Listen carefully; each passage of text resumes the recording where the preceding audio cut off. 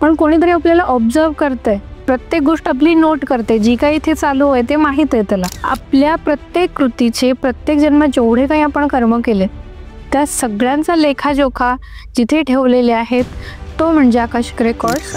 जे married couple असतात त्यांचे काही एक्स्ट्रा मॅरिटल अफेअर होतात आणि त्यातली जी वाईफ आहे तिचं अफेअर झालं एखाद्या मुलासोबत बाहेर, तर ते पण ट्विन फ्लेम असू शकतात, म्हणून ते या जन्मात भेटलेले आहे. एवढं सगळं हे असून प्रत्येक जण नाही, कारण आता काय झालंय की एक्स्ट्रा मॅरिटल अफेअरला बरेच जण ट्विन फ्लेम समजायला लागलेत. नाही, तर तुमच्याकडे येणारे असे 5 मुख्य प्रॉब्लेम कोणते मॅम, की जे खूप जास्त लोक विचारतात? समजा सिव्हिअर केसेस आहेत, सासू सुनेचं भांडण खूप टोकाला गेलंय, किंवा लग्न छान पद्धतीने झालं, काही दिवस चांगले छान गेले, नंतर प्रॉब्लेम झाले, तिथे आहे. किंवा खूप वर्ष झाली लग्नाला, सगळं व्यवस्थित आहे, मुलं होत नाहीये, एखाद्या घरामध्ये कंटिन्युअसली फक्त मुलींचा जन्म होतो, किंवा मग काही ठिकाणी काहीतरी हेल्थ इश्यू घेऊनच एखादं मूल जन्माला येतं आणि पालकांची त्यांची इच्छा अशी आहे की माझं मूल बाकीच्या मुलांसारखं नाहीये, म्हणजे ते बोलतच नाही, जास्त खेळतच नाही किंवा नॉर्मल वागत नाही असं त्यांना वाटतं. त्यानंतर फायनान्शियल इश्यूज खूप आहेत, जमिनीचे वाद येतात. जमिनीचे वाद पण मोठा इश्यू आहे का मॅम?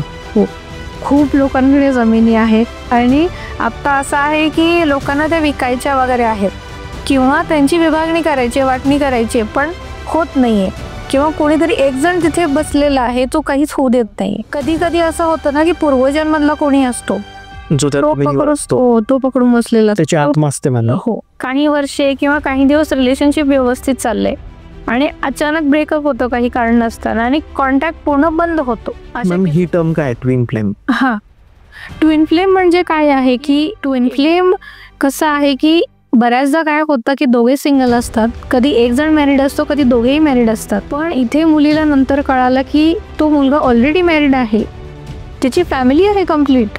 ओके. आणि त्याने खोटं बोललं होतं आणि हा अशा प्रकारचा धक्का प्रत्येक ट्विन फ्लेमला असतोच, म्हणजे काही ना काही लपवलेलं असतं. बरोबर, एका ट्विन फ्लेमने काहीतरी लपवलेलं असतं मेजर. आकाशिक रेकॉर्ड्स आणि पैसा यांचा कसा संबंध असू शकतो? ऑफकोर्स खूप रूट कॉज जे आहे ते आपल्याला आकाशिक रिडिंग मध्ये मिळतं की याने नक्की काय केलंय म्हणून याला अशी सिच्युएशन आली, हे त्याचं तिथे ते कर्म जे आहे केलेलं ते दिसतं. Hello guys and welcome to banter with Chetan. मित्रांनो, आज आपल्या सोबत आहे डॉक्टर ज्योती मॅम. आज आपण मॅम सोबत बोलणार आहे आकाशिक रेकॉर्ड्सवर.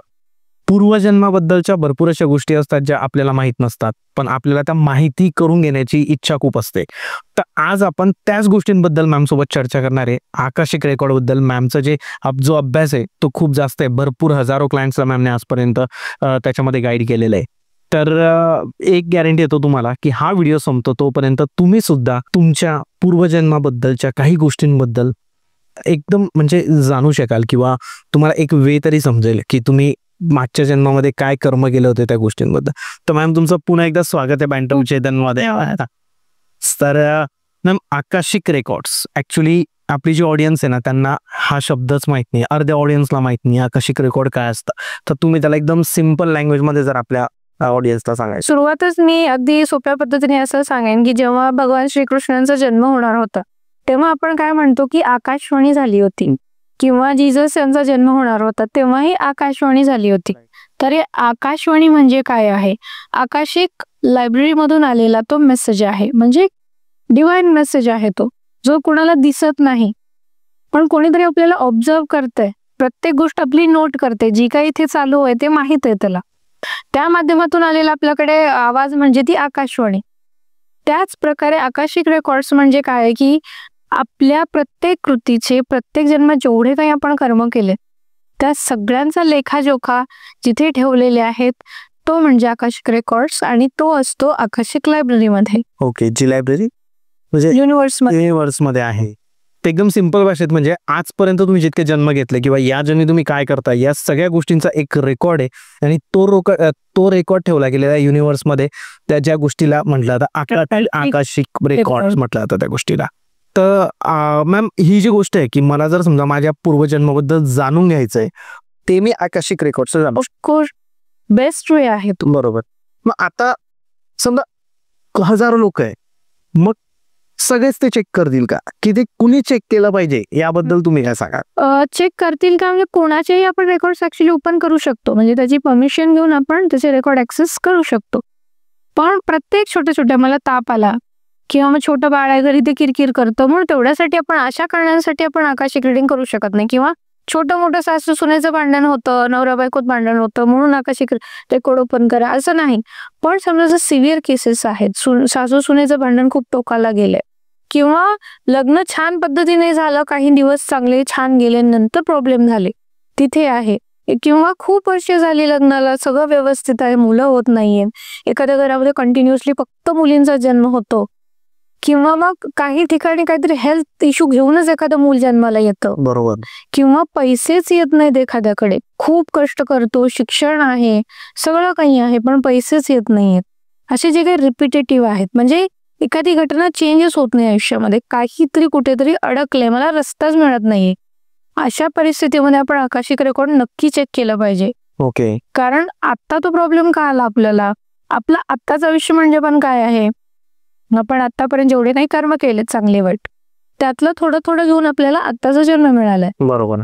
मग तसंच आत्ता जो काही स्पेसिफिक इश्यू आहे तो कशामुळे झाला, आपण काय कर्म केले, आणि ते कुठल्या जन्मामध्ये कशा प्रकारचं कर्म केलंय, कोणाला काही त्रास दिलाय का, बरोबर, काही चुकीचं वागलोय का, हे त्या जन्मात तिथे जाऊन चेक केलं जातं.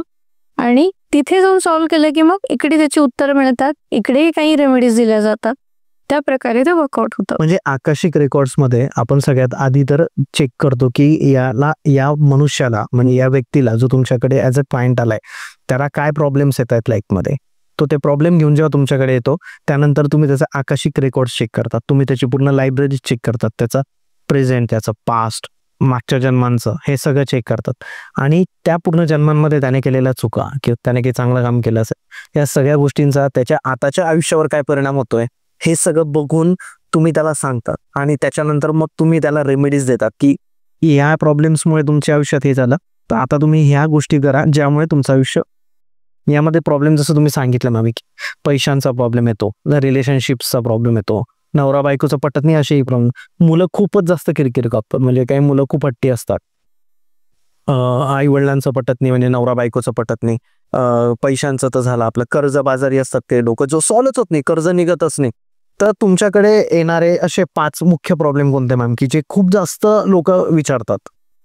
एक तर रिलेशनशिपचे इश्यूज असतात, फॅमिली इश्यूज किंवा रोमॅन्टिक रिलेशनशिप हे इश्यूज असतात एक तर हे. दुसरं म्हणजे आता सध्या मी काही गोष्टी नोटीस केल्या, त्यामध्ये लहान मुलांची इश्यूज खूप आली. लहान मुलं पण म्हणजे केवढी 5 वर्षाच्या आतली आहेत, आणि पालकांची त्यांची इच्छा अशी आहे की माझं मूल बाकीच्या मुलांसारखं नाहीये, म्हणजे ते बोलतच नाही, जास्त खेळतच नाही किंवा नॉर्मल वागत नाही असं त्यांना वाटतं. हा प्रॉब्लेम माझ्याकडे खूप येतो. त्यानंतर फायनान्शियल इश्यूज खूप आहेत, जमिनीचे वाद येतात. जमिनीचे वाद पण मोठा इश्यू आहे का मॅम? हो, खूप लोकांकडे जमिनी आहेत, आणि आता असं आहे की लोकांना त्या विकायच्या वगैरे आहेत, किंवा त्यांची विभागणी करायची, वाटणी करायची, पण होत नाहीये, किंवा कोणीतरी एक जण तिथे बसलेला आहे, तो काहीच होऊ देत नाहीये. मग तो कोण असू शकतो हे आपल्याला चेक करावं लागतं रेकॉर्ड्स मध्ये जाऊन, तेव्हा कळतं. कधी कधी असं होतं ना की पूर्वजन्मधला कोणी असतो, जो तो पकडून बसलेला, त्याची आत्मा असते म्हणा. हो, हे का होतं, कारण ते सोलची डिझायर असते ना, ते माझं मी कमावलंय ते मी का जाऊ देऊ असं कोणाला. म्हणजे असं आता तुम्ही जे एक्झाम्पल दिलं हे एक इंटरेस्टिंग आहे की माझ्या पूर्वजांनी जर माझी कोणती जमीन आहे, समजा एक प्लॉट घेतलाय मी, आणि जो माझ्या आजोबांच्या वडिलांनी घेतला होता, पण त्यांना असं होतंय की यार मी ते वारले, आता समजा आजोबांचे आजोबा म्हणजे कोटभर वडील, तर त्यांना आता असं होतं की हा कोण आला नवीन जो माझी जागेवर बसलाय. एक्झॅक्टली असंच होतं. या सगळ्या गोष्टी आकाशिक रेकॉर्ड्स म्हणून कळतात. हो, आणि ते विजन्स मध्ये क्लिअरली दिसतं, म्हणजे जसं आपण एखादी मूवी बघतो, व्हिडिओ बघतो, तसंच ते समोरली दिसतं की तिथे काय चाललंय, त्यांनी काय केलंय, हे तुम्हाला दिसेल ना, कारण तुम्ही त्याचा अभ्यास केला, तुमच्याकडे माहिती आहे. बरोबर. किती वर्ष लागले मॅम हे शिकायला तुम्हाला? खरं सांगायचं तर प्रोफेशनली ते टर्म जाणून घेण्यासाठी किंवा लावण्यासाठी मला 5 वर्ष आत्ता लागली, पण लहानपणापासूनच माझ्याकडे ते आहे. तुमच्याकडे एक सिद्धी म्हणतो आपण, त्या टाईप मध्ये होतं. मॅम याच्याबद्दल अजून बोलायचं झालं तर काही आपण आता थोडंसं अनुभवांकडे येऊ, की तुमच्याकडे येणारे लोक, तर त्यांचे अनुभव जर सांगायचे झाले की त्यांना येणारे प्रॉब्लेम्स वगैरे, तर अनुभव कसे? मला सगळ्यात आधी जसं मी सांगितलं की सध्याचे पालक त्यांच्या मुलांशी व्यवस्थित वागत नाहीयेत. म्हणजे गरजेपेक्षा जास्त अपेक्षा देऊन त्यांच्यावर खूप प्रेशराईज केलं जाते. तर अशी एक लहान मुलाचीच मला केस इथे सांगायला आधी आवडेल, कारण मुलं भविष्य आहेत आपले. बरोबर. माझ्याकडे ऍक्च्युली 2 केसेस आल्या होत्या वेगवेगळ्या. एक मुलगी आहे 4 वर्षाची आणि एक 5.5 वर्षांची आहे. जी 5.5 वर्षांची मुलगी आहे मी त्याबद्दल सांगेन. एक तर त्यांच्या आईचा माझ्याकडे कॉल आला होता आणि त्यांचं म्हणणं असं की ती नॉर्मल वागत नाही. मला वाटलं की ठीक आहे, काही मुलं स्लो असतात तर तसं असे. मग नॉर्मल म्हणजे नेमकं काय वागते ती. तर आईचं म्हणणं असं की नाही, मी कुठे बाहेर गेले असेल 2-3 दिवस तर ती लगेच पळत माझ्याकडे येत नाही, ती मला मिस करत नाही, किंवा मग जास्त बोलतच नाही ती, कम्युनिकेट नाही. किंवा मग शाळेमध्ये ती जास्त काही करत नाही, मला हात धरून तू शिकव म्हणते, किंवा मग मी मंत्र म्हटलं तर म्हणत नाही, बसत नाही एका जागेला, खूप चंचल आहे. मग साहजिकच माझा प्रश्न इथे होता की ती खूप छोटी आहे, अजून 5.5 वर्षांची आहे फक्त, आणि हे नॉर्मल आहे सगळं. या गोष्टी नॉर्मल आहे. समजा हे छोटं मूल 100पैकी 40-50% मुलं तर छोटं मूल चंचल असणारच. हात धरून शिकव ती स्वतः सांगते, ही किती चांगली गोष्ट आहे. बरोबर. जर तुम्हाला मंत्र वगैरे म्हणून घ्यायचे, तिला मांडीवर बसून म्हणून घेता येऊ शकतं, पण त्या मान्यच करायला तयार नाहीत. म्हणलं मला मुलीची आकाशिक रिडिंग करायचं. म्हटलं ठीक आहे करू. जेव्हा मी आकाशिक रिडिंग केल्यानंतर कळालं की ती जी मुलगी आहे ती खूप जुना सोल आहे, म्हणजे एखाद्या गुरु लेवलचा तिचा सोल आहे. बरं. आणि मग जेव्हा असे सोल असतात ते खूप कमी बोलतात, आणि इतर मुलांना ज्या गोष्टींमध्ये इंटरेस्ट आहे, टीव्ही बघणं, खेळणं, हुंदडणं, रडणं, नाही आवडत त्यांना. ते वयापेक्षा खूप मॅच्युअरली वागत असतात लहानपणीच, किंवा बोलणं पण का कमी असतं. आत्ता हे जे काही आसपास चालल्यात इंटरेस्ट नसतो त्यांना, हे माझं काही कामाचं नाही, फालतू असं वाटतं त्यांना. बरोबर. आणि हे त्यांना कळालं, रिडिंग केल्यानंतर कळालं की आपली मुलगी नेमकी कोण आहे आणि आपण तिच्यासोबत कसं वागलं पाहिजे. आपल्यापेक्षा ती खूप मोठी आहे. आणि मग स्वतःच नंतर म्हणतात की हो बरोबर आहे, माझी दुसरी मुलं वगैरे छोटी रडत असली ना, ती स्वतःहून त्यांना घेऊन जाते आतमध्ये, शांत करते त्यांना. मग हे त्यांना नंतर रिअलाइज झालं की यात चुकीचं काही नाहीये. ती खूप ओल्ड सोल आहे, तिच्याकडे ऑलरेडी खूप ज्ञान आहे, आणि भविष्यात ती जाऊन दुसऱ्यांना मार्गदर्शन सुद्धा करणार आहे ती मुलगी जाऊन. ओके. आणि जेव्हा ठराविक एजला ती येईल, लग्न वगैरे होईल, एज्युकेशन, या सगळ्या गोष्टी होतील, पण तिचा इंटरेस्ट कमी असेल या सगळ्या गोष्टींमध्ये, कारण तिचा पर्पज वेगळा आहे. लोकांसाठी तिला काम करायचं आहे, पण ती नॉर्मल आहे, काहीही प्रॉब्लेम नाही. असं दुसरं इथे मुलीचं तसंच होतं. त्यांचंही म्हणणं तेच, 4 वर्षाची मुलगी आहे, खूप त्रास मॅमचं म्हणणं असं आहे, मुलं त्रास देतात, बट तुम्ही इतक्या लहान वयात पण त्यांच्याबद्दल हे करू नका की लगेच थोडंसं जरी त्रास दिला तरी लगेच आकाशिक रिडिंग करायचं, रेकॉर्ड चेक करायचे. इतकी इझी नसते ही प्रोसेस. हे एक त्याच्यात खूप डिटेलमध्ये जावं लागतं. बाकीचे प्रॉब्लेम मॅम ज्यासाठी लोक आलेले तुमच्याकडे, आणि जे स्पेसिफिक रिझन बरोबर वाटतं तुम्हाला. जमिनीचं असंच आहे, जसं मी मगाशी म्हणाले की ती जमीन ऍक्च्युली खूप जुनी आहे. म्हणजे माझ्याकडे ज्यांनी ती केस आणली होती ते स्वतः सिनियर सिटीजन आहेत. त्यांच्या आजोबांचा जो प्रॉब्लेम आहे, सही त्यांची, अंगठा जो आहे तो त्यांच्या आजोबांचा आहे, फोटो सुद्धा अवेलेबल नाही, आणि आता जमिनीवरून भयंकर वाद सुरू आहेत. मला एवढी पाहिजे, मला इथली जमीन पाहिजे.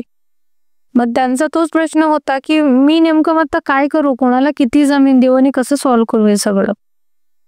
मग माझ्याकडे फोटोही नाहीये त्यांचा फक्त जो थंबप्रिंट होता, त्या एनर्जीवरून मी त्यांच्या आजोबांना कनेक्ट केलं. ओके. आणि तिथून मग इन्फॉर्मेशन घेतली, आणि त्यावरून मग मला उत्तर अशी मिळाली की त्यांचा एकच शब्द होता की अशा गोष्टीसाठी मला परत कशाला विचारत बसता हे सगळं.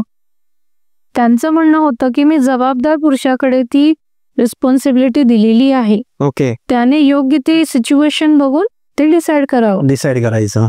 म्हणजे खूप किचकट गोष्ट त्यांनी अगदी थोडक्यामध्ये सॉर्ट आउट करून टाकली. मग आता ते पुढे मोकळे झाले ना डिसिजन घेण्यासाठी. त्यांनाही कुठे ते ऑकवर्ड वाटणार नाही की बाबा मी बायस्ड काहीतरी डिसिजन दिलाय, माझ्या बाजूने माझ्या मनाने काहीतरी केलंय, असंही काही होणार नाही. मॅम एखादा असं रिलेशनशिप बद्दल, अनमॅरिड रिलेशनशिप म्हणतो मी तुम्हाला, की त्याच्याबद्दलचं की एक्झाम्पल तुम्ही देऊ शकाल की म्हणजे एखाद्या मुलाचं एखाद्या मुलीवर प्रेम असतं, किंवा आता अशा बऱ्याचशा केसेस येतात की काही वर्षे किंवा काही दिवस रिलेशनशिप व्यवस्थित चाललंय, आणि अचानक ब्रेकअप होतो काही कारण नसताना आणि कॉन्टॅक्ट पूर्ण बंद होतो. अशा केसेस खूप येतात. मग अशा केसेसमध्ये असं झालं होतं की एक मुलगी मॅट्रिमोनी साईटवर मुलाला भेटली, म्हणजे त्यांचा कॉन्टॅक्ट तिथे झाला आणि त्याच्यानंतर लग्न सुद्धा ठरलं. लॉकडाऊनची केस होती ती, लॉकडाऊन मधली, त्यामुळे प्रत्यक्ष भेटणं किंवा या गोष्टी शक्य नव्हत्या. बरोबर. लग्न ठरलं, सगळं झालं, पण भेटणं काही झालंच नव्हतं. आणि अचानक एक दिवस त्या मुलाचे कॉल किंवा जे काही कॉन्टॅक्ट होता तो पूर्णपणे बंद झाला. त्या मुलाने बंद करून दिला. कळायला मार्गच नाही कोणाला की कसं, म्हणजे एक तर बाहेर घराचे आपण निघू शकत नाही, कसं सॉर्ट आउट करणार ते.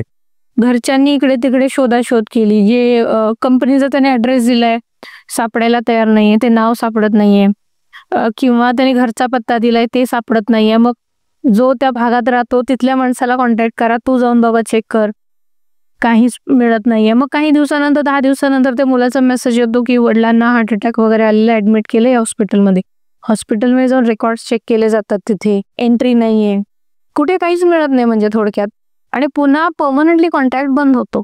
आता इथे अवस्था त्या मुलीची किंवा मुलीच्या घरच्यांची कशी झाली असणार आहे की आपण एखादं लग्न ठरवलंय आणि अचानक मुलगा गायब झालेला आहे आणि काही मार्ग नाहीये क्लॅरिटीसाठी. मग अशा केसेसमध्ये आकाशिक रिडिंग केल्यानंतर वेगळी गोष्ट समोर आली जी त्या मुलीलाही कधी माहीत नव्हती. ती मुलगी आणि तो जो मुलगा आहे हे ऍक्च्युली ट्विन फ्लेम होते. मॅम ही टर्म काय, ट्विन फ्लेम? हा, ट्विन फ्लेम म्हणजे काय आहे की एकदा जेव्हा कुठलाही सोल आत्मा जेव्हा जन्म घेतो तर तो पूर्ण रूपात जन्म घेतो. म्हणजे एका आत्म्यामध्ये 2 ऊर्जा असतात, एक स्त्री ऊर्जा असते, एक पुरुष ऊर्जा असते. जसं आपण नाडी परीक्षा जेव्हा करतो, इडा आणि पिंगला या 2 महत्वाच्या नाड्या आहेत, तसं इडा म्हणजे स्त्री शक्ती आणि पिंगला म्हणजे पुरुष शक्ती असते. बरोबर. मग ते दोन्ही जे आहेत ते स्प्लिट होतात, वेगवेगळ्या बॉडीमध्ये जन्म घेतात, वेगवेगळ्या ठिकाणी.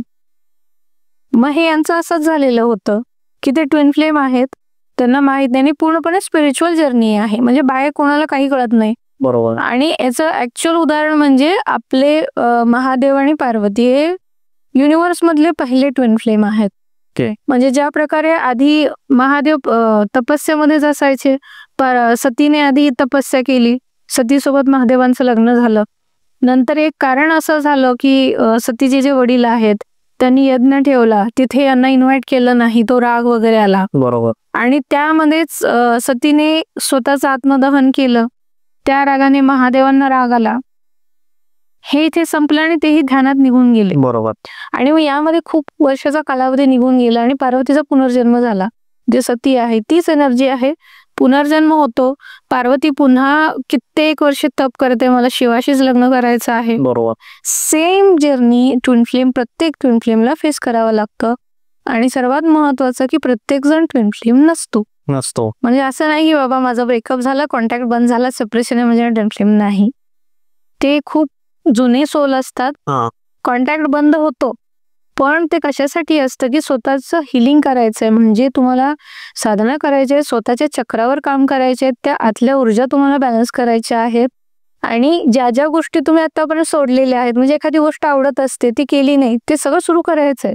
आणि तुमचा जो पर्पज आहे जन्माला येण्याचा, म्हणजे हा फक्त नाही, एकंदर जेव्हा तुमचा सोल तयार झाला, तो ज्या कारणासाठी तयार झाला ते कारण तुम्हाला शोधायचं आणि त्यावरच काम करायचं. आणि मोस्टली ते स्पिरिच्युअलच असतो, स्पिरिच्युअल असतो. आणि सोल तयार झालाय म्हणजे सोल आज तयार नाही हो, किंवा मी जन्माला आलो त्या दिवशी झालंय. सोल जन्माला तेव्हा झालंय, समजा म्हणजे किती जन्म असतात, कितीतरी लाख जन्म, तेव्हाचे सोल तयार होतं. ते फक्त बॉडी ट्रान्सफर होत एक जर्नी नाही, एक सर्कल जे दिलेलं आहे ते 84 लाख योनी.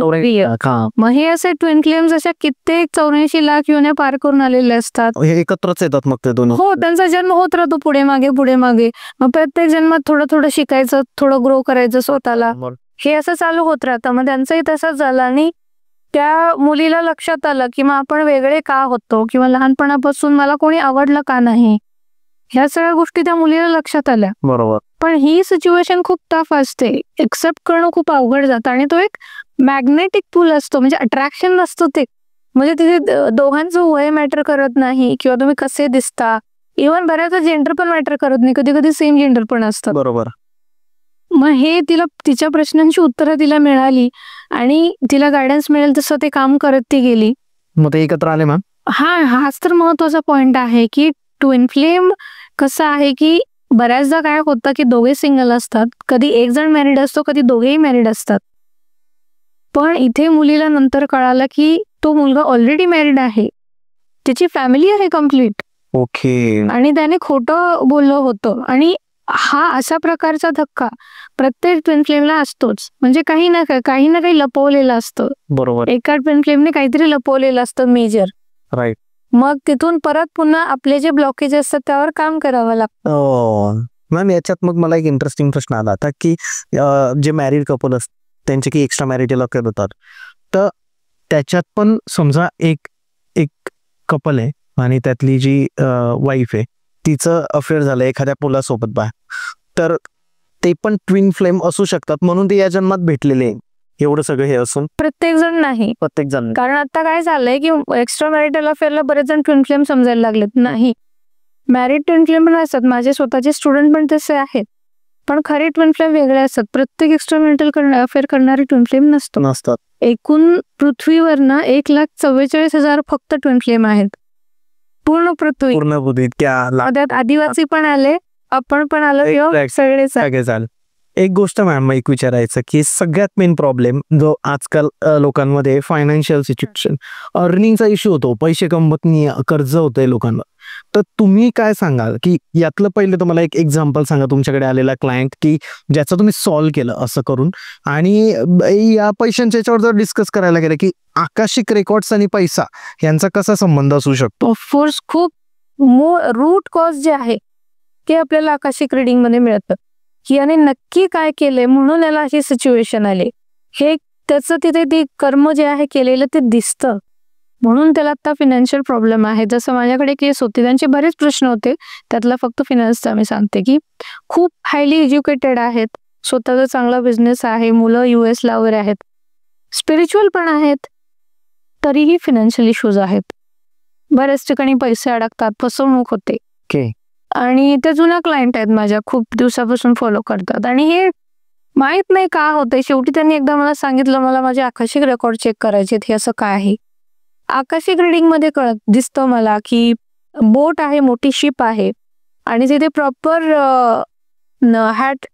हॅट आहे डोक्यावर, सिगार आहे, ब्लेझर घातलेला माणूस थांबलेला आहे बोटीमध्ये, आणि नंतर पुढे मला दिसतं की छोटे छोटे मच्छीमार असतात, म्हणजे रोजंदारीवर छोटे मासे पकडणं विकणं तेवढंच, आणि त्यावर आपलं घर चालव, बरोबर, हे पण दिसतात. आणि यातून मग महत्वाचा मुद्दा हा आहे की आकाशिक रेकॉर्ड हे आकाशिक मास्टरकडे असतात आपल्या.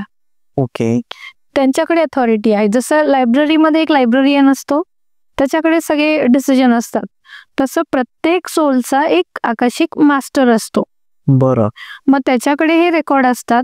मग आकाशिक मास्टरने मला याच्यावर हे सांगितलं की त्या क्लायंट ज्या आहेत त्या पूर्वजन्मी फिशिंग मध्ये डील करायच्या. ओके, आणि तिथे त्यांनी खूप लोकांना फसवले, जे छोटे छोटे मच्छीमार आहेत. बरोबर, त्यांना म्हणजे मोस्टली काही ठराविक जे मासे असतात ते खोल पाण्यामध्ये असतात किंवा ठराविक ठिकाणी असतात ते. मग अशा रिस्की ठिकाणी त्यांना पाठवायचं, छोटे जे मच्छीमार आहेत त्यांच्याकडून ते मासे घ्यायचे कमी किमतीमध्ये, खूप कमी मोबदला त्यांना द्यायचा. आणि ऑफकोर्स याने त्यांच्या कुटुंबावर परिणाम झाला की त्यांना जेवढं गरजेचं आहे तेवढं इन्कम मिळालं नाही, त्यांचं सफरिंग वाढत गेलं. हे त्यांचं कर्म बनलं फिनान्शियल ब्लॉकेज साठी या जन्मात. हो, मग त्यांना म्हणून इथे उपाय पण असाच दिला की आता या काळात तुम्हाला जे छोटे मच्छीमार आहेत, ज्यांची स्वतःची छोटीशी बोट आहे आणि जे खरंच गरीब आहेत, त्यांना पण तुम्हाला मदत करायची. कशासाठी? त्यांच्या बोटीचं रिपेअर करणं असेल, किंवा मग त्यांचं घर व्यवस्थित, त्याची काही डागडुजी करता येईल का, अशा प्रकारची मदत करायची. नाही तर असं नाही की मी 1 महिन्याचं धान्य दिलं बाबा तुला आणि झालं नाही. बरोबर आहे. मग हे अशा प्रकारची कारणं मिळतात ज्याचा आपण कधी विचार पण केलेला नसतो. मॅम आकाशिक रेकॉर्ड कडे तर आपण न्यूज पण, मला एक जस्ट प्रश्न आला की आता माझा जन्म झाला, मी एक 8-9 वर्षाचा झाला, म्हणजे मी सुजन, मला कळायला तरी लागलं की काय असतं नाते, काय असतात व्यवहार. मी खूप चांगला वागलोय या जन्मात, खूप चांगला वागलो, म्हणजे 8 ते आता मी 30-32, तर खूप चांगलं माझं लोकांसोबत वागणं आहे, कुणालाच मी अपमान केला नाहीये, फसवलं नाहीये. तर मग मग आता या बॉडीची काय चूक ना त्याच्यात, की मी काय सफर करावं? जर माझे आधीचे कर्म चुकीचे असतील, मी आधी खून केले असतील, कुणाला उडवून दिलं असेल गाडीने, किंवा मी पॉलिटिशियन असेल आणि खूप अन्याय केलेला आहे, पण मी या जन्मात तर चांगला वागलोय, मग मग माझ्यावर आता का अन्याय होतो? मग याचा इफेक्ट होईल का माझ्या आयुष्यात कुठे ना? ऑफकोर्स हा खूप छान प्रश्न आहे आणि 100 मधल्या 90 लोकांना हा प्रश्न पडतोच. मी आत्ता काहीच केलं नाही, मग मला का त्रास आहे? त्याचं उत्तर हेच आहे की आपल्याला, किंवा मग एखादं उत्तर असं दिलं जातं की बाबा, किंवा स्वतःचा समज करून घेतला जातो की माझेच काहीतरी मागच्या जन्मातले कर्म आहेत. पण हे इथपर्यंत नाही. जसं आपले अनेक जन्म असतात, अनेक जन्मात आपण वेगवेगळ्या प्रकारची कामं करतो, बरोबर, चांगलं वाईट असेल. आणि आता कुठलाही बर्थ देताना, जसं आता रिसेंट आहे, या जन्मामध्ये काही सगळंच वाईट वाईट दिलेलं नाहीये किंवा सगळंच चांगलं चांगलं दिलेलं नाहीये. आपल्याला देताना दोन्ही मिक्सअप करून दिलेलं असतं. 50-50% आहे की थोडं चांगलं आहे, थोडे वाईट कर्म आहेत. का वाईट कर्म दिले जातात? कारण ते क्लिअर करायचे आहेत. म्हणजे ते कर्ज आहे आपलं, कर्माचं कर्ज आहे, ते संपणार कधी? इतक्या लाखो जन्मामधलं कर्माचं कर्ज आहे, ते संपणार कधी? म्हणून मग आपल्याला थोडं थोडं दिलं जातं. आणि जेव्हा आपण चांगले वागायला चालू करतो, चांगले म्हणजे काय, आपण निसर्ग नियमानुसार किंवा नैतिक मूल्यांना फॉलो करून आपण चालू करतो जगायला, तेव्हा हा त्रास जास्त वाढतो. ओके. म्हणजे जेव्हा असं होतं भरपूर की एखादा माणूस खूप घाण वागतोय, तेव्हा त्याचा लाईफ चांगलं चालू आहे, नंतर लोकांशी चांगलं वागायला जातो, तो व्यसन सोडतो सगळं, तर तेव्हा त्रास सुरू होतो. एक्झॅक्टली हेच होतं. का होतं आता याचं सोपं सांगते मी. जसं आपण एखादं पातेलं स्वच्छ करायला घेतो, ते जेवढं आतून समजा खराब झालंय, काही त्यात करपलेलं आहे, थर चढलेला आहे, ते छोटंसं नॉर्मल असेल तर पटकन क्लीन होऊन जातं. पण जर जास्तच ते करपलंय, थर जाड झालेला आहे, ते खूप त्याला घासावं लागेल, वेगवेगळी घासणी वापरावी लागेल, कधी गरम पाणी ओतावं लागेल, काय काय करावं लागेल. आणि यामध्ये ऑफकोर्स त्या पातेल्याचे ओरखडे निघणार, त्याला ओरखडे पडतात, तेही डॅमेज होतं. म्हणजे जेव्हा आपल्याला वाईट कर्म दिलं जातं, ते क्लिन्झिंग आहे, आपलं कर्म क्लिअर होतंय. आणि क्लिनिंग प्रोसेस ही ऑफकोर्स, जसं पातेल्याचं उदाहरण मी दिलं तसं त्रास होतो. म्हणून जेव्हा आपण चांगले वागतो तेव्हा त्रास वाढत जातो. मॅम, आता आकाशिक रेकॉर्डचं जेव्हा आपण बोलतोय, तर मागच्या जन्मी मी मनुष्य होतो म्हणूनच मी पाप केले असं पण नाही आहे. जर मी प्राणी होतो कोणता, तर तुमच्याकडे अशा एक केसेस आल्या का की तुम्ही जेव्हा चेक केलं तर त्या मागच्या जन्मी तो प्राणी होता आणि प्राण्याने प्राण्याला त्रास दिला किंवा प्राण्याने एखाद्या मनुष्याला त्रास दिला, म्हणून त्याला या जन्मात पण त्रास होऊ शकतो? अशा केसेस आहेत. हा, म्हणजे जसं केस एक होती की लास्ट प्रिव्हियस बर्थ मध्ये 2 बर्थ मध्ये ते जे क्लायंट होते, एका जन्मात ते घुबड होते, नेक्स्ट बर्थ त्यांना थोडंसं त्यांनी स्वतःवर काम केलं, स्वतःची चूक कळते, म्हणून चिमणीचा जन्म झालाय त्यांचा. आणि आत्ता म्हणून ॲनिमल कम्युनिकेशनकडे त्यांचा खूप कल होता. म्हणजे असं काही घरात वातावरण नाही किंवा काहीच नाहीये, पण त्यांची मनातून खूप इच्छा होती की मला ॲनिमल कम्युनिकेशन शिकायचं आहे. जेव्हा त्यांचे मग आकाशिक रेकॉर्ड्स ओपन केले, तेव्हा कळालं की त्यांनी ऑलरेडी जे प्राणी पक्षी आहेत त्यांना खूप त्रास दिलेला आहे. ओके. मग आता जेव्हा घुबडाचा जन्म होता तेव्हा त्याला कळतं, थोडंफार रिअलायझेशन्स होतात. मग म्हणून तिथून घुबडावरून त्यांना पुढचं थोडंसं अपग्रेड झाल्यासारखी चिमणीचं आयुष्य मिळतं, की किमान तिथे तुम्हाला लोक तिरस्काराने बघणार नाहीत किंवा काहीतरी वाईट आहे म्हणून बघणार नाहीत.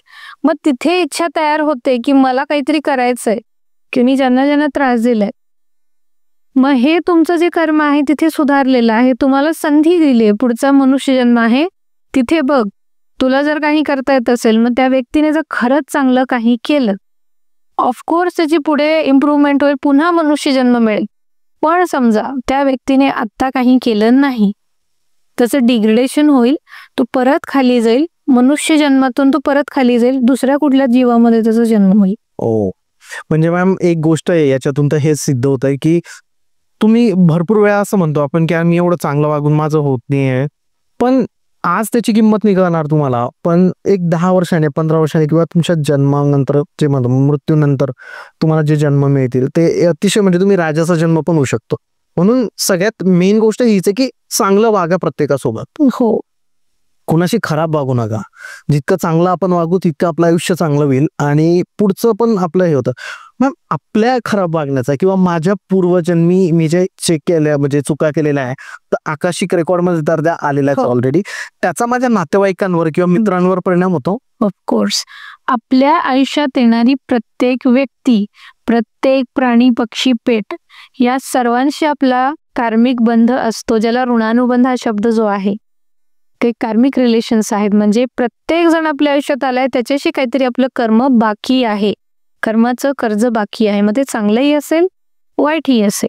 नातेवाईक उगाच आलेले नाही आहेत. आई वडील जिथे आपण जन्म घेतला तेही उगाच आलेले नाही. याच पालकांच्या पोटी का जन्म घेतला हेही आकाशिक रीडिंग मध्ये कळतं. हेच माझी भावंड का आहेत याचंही उत्तर मिळतं. काय कर्म बाकी होतं म्हणून मी इथे आलेलो आहे. म्हणजे प्रत्येक व्यक्ती जी आहे ती कर्माने बांधलेली आहे, उगाच कोणीही येत नाही. म्हणून एखादी व्यक्ती आपल्याशी खूप छान वागत असते, सपोर्टिव्ह असते, काही सिच्युएशन येऊ, आणि एखादी व्यक्ती एवढा त्रास देते, माणसाचं जगणं हराम करते. तुम्ही किती चांगला बघा त्याच्याशी, ते नाही वागणार चांगलं, तुम्हाला त्रासच द्यायला बसलेली असते. कशामुळे मॅम असं? आपण त्या व्यक्तीला ऑलरेडी त्रास दिलेला आहे, त्याचं जगणं हराम केलंय कुठल्या तरी जन्मामध्ये, आणि ते कर्ज बाकी राहिलंय तिथे कर्माचं. तो आत्ता देतोय, जसं बँक आपल्याकडे वसूल करते तर तो वसूल करतोय तसं आपल्याकडे जबरदस्तीने. पण माणूस म्हणून आपण हे मान्य करायला तयार होत नाही. आपलं म्हणणं आहे मी काहीच केलं नाही. पहिलं वाक्य हेच होतं, मी काहीच केलेलंच नाही, समोरच्याची चूक आहे सगळी. आता हा इगो आहे. मग जेव्हा आपण आकाशिक रेकॉर्ड ओपन करू तेव्हा आपल्याला कळतं की नक्की काय काय तिथे पराक्रम केलेले आहेत ते कळतं. बरोबर आहे. माणूस लिटरली रडतो म्हणून बऱ्याचदा की मी असं एवढं वाईट केलं याच्या बाबतीत. आणि समजा हे एवढं समजल्यानंतरही जर स्वतःत बदल केले नाहीत, तो त्रास तसाच चालू राहील. आत्ताच नाही तर पुढच्या जन्मात ते परत येईल. ओके. चेहरा बदलेल त्या व्यक्तीचा त्रास देणाऱ्या, नातं बदलेल, पण तो त्रास पुन्हा येणारच. मॅम, मग याला म्हणजे जेव्हा तुमच्याकडे क्लायंट्स येतात तर तुम्ही रेमेडीज देतात का मॅम या गोष्टीला? रेमेडीज आकाशिक रिडिंगच्या कशा असतात की मगाशी जसं मी सांगितलं की आपले आकाशिक मास्टर असतात. आकाशिक मास्टरच आपल्याला रेमेडीज सजेस्ट करतात. मोस्ट रेमेडीज जे आहेत 90% आकाशिक मास्टरच देतात की ती परिस्थिती कशी हाताळायची, कसं बाहेर निघायचंय. आणि बाकीच्या ज्या गोष्टी आहेत, बाकी ऍडिशनल रेमेडीज मी माझ्या एंडने पण देते. ज्या मला त्यावेळी येतील त्या काही कुठे लिखित स्वरूपात नसतात, बऱ्याचशा लिखित स्वरूपात नसतात. त्यावेळी मला डाउनलोड होतात, त्याच वेळी मी देऊन टाकते त्यांना. बरोबर. जसं तुम्ही ते एक एक्झाम्पल दिलं होतं मध्ये की कुणाला तरी सांगितलं होतं, म्हणजे पैशांच्या बाबतीत पण जे एक्झाम्पल दिलं होतं की जागेचं, आय थिंक. हो, जागेच. बरोबर आहे. मग ह्या रेमेडीज कुठे लिखित स्वरूपात नसतात. नाहीये, लिखित नाहीये. हे सगळं तुम्हाला अंडरस्टँडिंग आणि त्या गोष्टीचं तेव्हा तुम्हाला त्यावेळी युनिव्हर्स कडून ते पाठवलं जातं. बरोबर, त्यावरून ते आपल्याला सांगता येतं. येस मॅम, आकाशिक रेकॉर्ड ही गोष्ट तुम्ही शिकवतात पण का, की फक्त म्हणजे क्लायंट्सलाच तुम्ही? हो, आकाशिक रिडिंग मध्ये पण बेसिक आणि ऍडव्हान्स असे 2 प्रकार येतात, त्याचेही कोर्स असतात. ओके, तुमच्याकडे आहे? हो, आहे. ओके. आणि महत्वाचं म्हणजे मराठी माध्यमातूनच मी शिकवते की जेणेकरून मराठी माणसाला शिकता येईल, स्वतःवर काम करता येईल. कारण मराठी माणूस खूप मागे पडलाय. हो, मराठी लोकांना हिलिंग ही टेक्नॉलॉजीज आपल्या लोकांना माहिती नाही मॅम. टॅरोटवर व्हिडिओ टाकला मी एक, लोकांना त्याच्याबद्दल नॉलेजच नाही आहे. मी सुरुवातच तिथून केली ना. Exactly. Yes yes yes. But interesting आहे, म्हणजे या गोष्टी जशा जशा लोकांपर्यंत पोहोचल्या जातील. ऍक्च्युली मी जेव्हा रिसर्च करत होता आपल्या पॉडकास्ट करायचा आकाशिक वगैरे, किंवा अजून आपण जे करणार आहे सोल चॅनलिंग वगैरे, तर मी युट्यूबवर जेव्हा बघितलं तर बाहेर देशामध्ये याच्यावर व्हिडिओज आहे, बरं खूप आहेत, इंडियात नाही आहे. खूप आहेत. येस मॅम, जेव्हा तुमच्याकडे क्लायंट येतो तेव्हा तुमची प्रोसेस कशी असते? की समजा आता मी कॉल केला तुम्हाला की मॅम मला पैशांचा प्रॉब्लेम आहे आणि मला कर्ज आहे, असं आहे तसं आहे, तर तुमचं नंतर कसं तुम्ही हिलिंग कराल? जेव्हा कॉल येतो, एक तर बऱ्याच लोक आपल्या स्वतःचं नाव सांगत नाहीत. माझा पहिला प्रश्न तिथे असतो, स्वतःचं पूर्ण नाव सांगा आधी, कोण बोलतंय. आणि शक्यतो रेफरन्स विचारला जातो, कारण काही वेळेला जुने क्लायंट पण रेफर करतात. आणि नेमकं काय सिच्युएशन आहे हे शॉर्ट मध्ये सांगा, पटकन सांगा. हो, कारण सिच्युएशन समजल्याशिवाय मी सर्व्हिस त्यांना नाही करू शकत की काय झालंय. त्यांची सिच्युएशन समजली की मग त्यानंतर मी सांगते बाबा की तुला कुठली सर्व्हिस घ्यायची आहे. कधी कधी असतं की अडून बसलेला असतो क्लायंट, मला हीच सर्व्हिस घ्यायची. बऱ्याचदा त्याला समजावते पण मी की हे तुला गरजेचं नाहीये, दुसरी सर्व्हिस तुला छान रिझल्ट येतील याच्यापेक्षा. मग त्याच्यावर शेवटी त्याची विश आहे, तो जे सांगेल त्याला त्याची जे काही एनर्जी एक्सचेंज आम्ही म्हणतो त्याला, ते फीज किंवा चार्ज आपण म्हणू शकत नाही त्याला, ती त्याला सांगितली जाते. तो एकतर डिरेक्टली वेबसाईटवरून बुक करू शकतो किंवा मग त्याला ही फीज आहे तू पे कर सांगितलं जातं. आणि ठराविक दिवसांचा कालावधी असतो, 10 ते 15 दिवस, डिपेंड की आता त्या काळात किती अपॉइंटमेंट आहेत त्यानुसार त्याला अपॉइंटमेंट दिली जाते आणि तेवढ्या कालावधीत त्याला रेडी करून दिलं जातं. मग तुम्ही प्रॉपर रिडिंग मग समोरासमोर होतं मॅम? नाही, face to face offline services नाही, सगळं ऑनलाईन मध्ये. म्हणजे ऑनलाईनच. जसं आता आकाशिक रीडिंगसाठी समजा कोणी आलं, त्यातही 2 टाईप आहेत. म्हणजे आधी तुम्ही तुमचे प्रश्न वगैरे पाठवून ठेवायचे, तुमची परमिशन विचारली जाईल ज्या दिवशी मला रिडिंग करायचं आहे, आणि मग मी रिडिंग करते आणि ऑडिओ मध्ये त्यांना मी रिडिंग पाठवते. ओके, तुम्ही ऑडिओ मध्ये ते शेअर करता. आणि दुसरं ऑप्शन जे आहे ते ऑन कॉल असतं. ओके. आणि मग त्याच्यासाठी 1.5-2 तास किती वेळ जातो आणि मला पूर्ण वेळ थोडा वेळ मेडिटेशन मध्ये बसून राहावं लागतं. मेडिटेशन मध्ये असता. फोन कॉल असतो मॅम की गुगल मीट वगैरे? फोन कॉल चालतो. ओके, चालेल ma'am, thank you so much. Actually खूप इंटरेस्टिंग टॉपिक होता आकाशिक रेकॉर्ड, आणि मला नाही वाटत की मराठीमध्ये आजपर्यंत इतक्या डिटेलमध्ये आणि इतक्या सिम्पल भाषेत कुणी असा व्हिडिओ बनवलेला असेल. आणि थँक्स टू मॅम ऍक्च्युली की तुम्ही एवढ्या सोप्या भाषेत लोकांपर्यंत हा मुद्दा पोहोचवला. तर तुम्हालाही जर चेक करायचं असेल तुमच्या आकाशिक रेकॉर्ड, तुमच्या पूर्वजन्माबद्दलचे, तुम्हाला आता काही इश्यू येतात, पैशांचे प्रॉब्लेम आहे, काही प्रॉब्लेम आहे, तर तुम्ही मॅमला कॉल करू शकता डिरेक्टली. त्यांची बुकिंग म्हणजे अपॉइंटमेंट घेऊ शकतात. तर मॅमचा number 91 684 455 35. Ma'am, thank you so much. Thank you so much.